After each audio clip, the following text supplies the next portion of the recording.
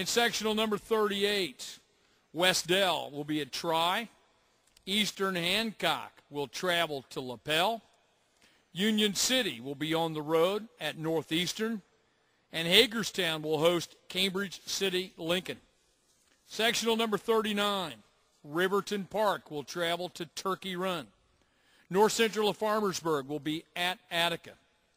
Rockville will travel to Fountain Central. Rockville, the runners-up from a year ago, and they're at Fountain Central coming up on the 17th of the month. And Covington will be at North Vermilion.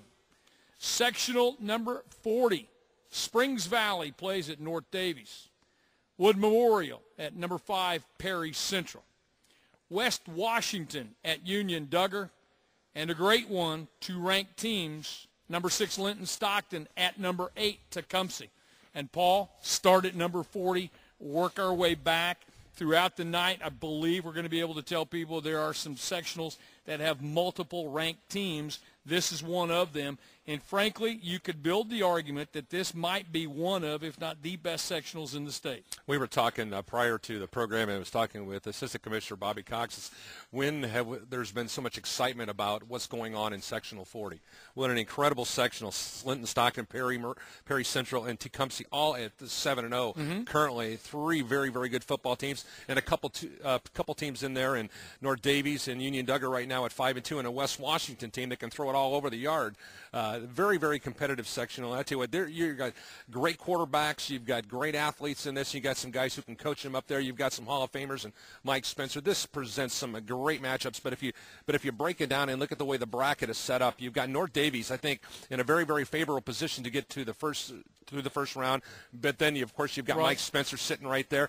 And then if you look in the bottom half, you've got a great matchup between Tecumseh and Linton Stockton right from the get-go. An exciting matchup, to say the least, in that one. Sectional 39, we're going backwards. Obviously, Rockville, the runners-up a year ago, reloaded from last year, can still throw it around, running the ball well.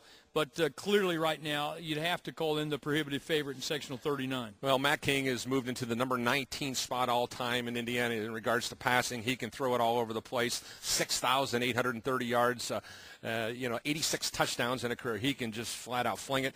They have to be the prohibitive favorite. There's not a lot of sectionals we're going to look at where you can say, wow, this is the team to beat. But certainly they have been there. They're tournament tested tough, and they are without question the team to beat. Sectional 38, this is a pretty – you talk about balanced and even. You really like Hagerstown, Lapel at 6-1 and 5-2 respectively, and also Northeastern at 4-3. So I think real clear-cut leader in this, if you will. Once again, it appears to be, at least on paper, a 2-horse race here. You look at Lapel, and I tell you, Coach Andrews has done a really formidable job there getting them ready to go. And John Fallis, who has done a superb job. He's an Indiana Football Hall of Famer. He can coach them up there, and I like what he's been able to do. They have a very, very young team, and they've gotten better as the season has gone along. So I think that's going to be a very, very competitive section. In sectional 37, Indianapolis Cardinal Ritter, ranked number 2. I know you love them. They are quick. They're strong, very balanced. They play at the Indiana School for the Deaf. Also bracketed with them, a dangerous Cecina team. You know, the thing I like about this matchup is the Ritter-Deaf game, because you're talking about Michael Pallone, the National Deaf Player of the Year a year ago. He can just play for any football team in Indiana, and that's a great matchup problem for Ritter. But Ritter's got the horses. I think they're going to be the team to beat in there. In the bottom half of the bracket, you look at, that's really anybody's ball game as well. But it's Ritter's sectional to win or lose. That's single A. We're going to come back and talk about the 2A matchups. We'll be back with more of the IHSAA Football Tournament Pairing Show, brought to you in part by National City, banking made simple. You're listening to the IHSAA Methodist Sports Championship Radio Network. Welcome back, everyone. Bob Lovell, Paul Condry, one of the great nights of the sports season when we find out who's going to be playing whom in the upcoming IHSAA football tournament, which will begin on Friday, October the 24th. Let's go to 2A in the northern part of the state on Friday, the 24th, as we spoke of. Sectional number 25. Winnemac will play at North Newton. Rensselaer Central will be at Hammond Bishop Knoll. Seeger will travel to Delphi, and Wheeler will be at North Judson. Wheeler leading the state right now in offense, and that game will be Friday on the 24th of October. Sectional number 26, number 10 Rochester at Manchester. Number 7 Oak Hill at Bluffton. Number 14, Lewis Cass at Bremen, and Wabash is at Whitco.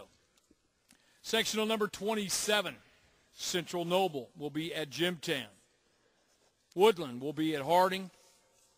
Garrett at number 4, Fairfield, and Prairie Heights at number 2, and the defending champs in 2A, Fort Wayne Bishop Lures. And in sectional number 28, Tipton will play at Alexandria. Taylor will be at Northwestern. Winchester travels to Elwood. And Frankton will be at home. They'll be hosting Madison Grant.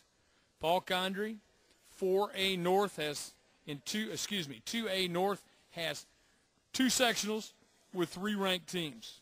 Talk about balance, and let's start with sectional 26, not to overlook 25, which we'll come back to. Rochester number 10 at Manchester, Oak Hill number 7 at Bluffton, Lewis Cass at 6-1 Bremen, and Bremen really deservedly so might have a case to be ranked. So when you look at those pairings in sectional 26, anything goes in this one. No question. You look at it's 26. You've got a great defensive team, and Lewis Cass, they can just get out and get after it. And Oak Hill, I tell you what, nobody's done a better job in coaching high school football than Bud Osmond. And of course, you look at Rochester, they got a great quarterback in Brady Schoen. He can throw it. And Ryan Hessler, the great tight end at Bremen, has been a formidable guy to deal with. But this is no question about it. You look at the way that you've got some great balance. That Cass at Bremen game at Don Bungie Field, it'll be a great matchup in the first round here. But you got 2 6-1 teams, and in the top half, you got Rochester potentially moving on to take on Oak Hill. This is a wow sectional, Coach. It really is a wow sectional. Same thing can be said about sectional 27. Jimtown's number 6. They're hosting Central Noble. In the bottom half of the bracket, Garrett at 5-2 going to number 4 Fairfield, and then Bishop Lures hosting Prairie Heights. So if those seeds hold, you got a Fairfield Lures game coming up on October the 31st, if, again, we underscore the fact that the seeds would hold.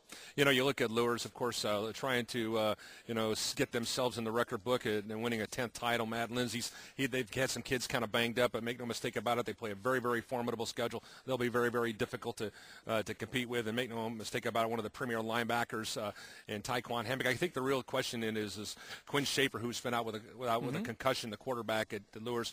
He takes them to a whole nother level. If Carson Bradley can fill in and do that job, they should be very, very good. But I'll tell you what, I like what Jimtown's done under first-year coach Mike Campbell. And then you throw in there for what Bob Miller's done at Fairfield. They've got one of the premier football players in all of Indiana, regardless of class, and Alec Vanover.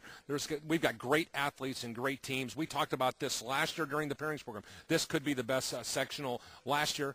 We can say that the same thing this year. In sectional 25, if you like Wheeler, they're undefeated. As I mentioned, they're leading the state in scoring. Also, I think in this sectional, Seeger, always a team you have to contend with in sectional number 25. Well, I tell you, Wheeler's done a great job, and I tell you, Danny Klimczak, who comes from a great legacy. They've got 3 super players. The Duarte kid, Riley Kenny's an outstanding defensive player. Mike DeSimone, their quarterback, and just flipping around the yard. Rensselaer is a tough matchup. They got a couple big kids, the Davidson boys. Ben Eller in there is always good. But I think the teams that we got to keep an eye on here is Seeger and Winnemac. Both teams can play. You look at the running back, the Kronk kid from Seeger. He likes to pound the football, and I think that's going to be a really interesting scenario there to see how those potential teams can play out in this tournament. And wrapping it up with 28, Tipton has played a pretty tough schedule, a good solid team. You also like Northwestern. This is one of those where I'm not sure who the clear-cut favorite is in this. I think we get out the coin and flip it up in the air. I really believe that. This is one that anybody can win it. There's not been one team that has stepped to the forefront. You look at Taylor's had a pretty good year. Tipton's likewise had a pretty good year. But you got a lot of teams in here. Northwestern has played well here as of late. But a team that is not to be overlooked is Elwood. They've got a team that they can do some things too. But even the record may be a little bit deceiving there. We'll come back and give you the 2A South pairings. You're listening to the Indiana High School Football Pairings show on the IHSAA Methodist Sports Championship Network, brought to you by Indiana Tobacco Cessation and Prevention. And to quit smoking, call 1-800-QUIT-NOW. We'll be back after this.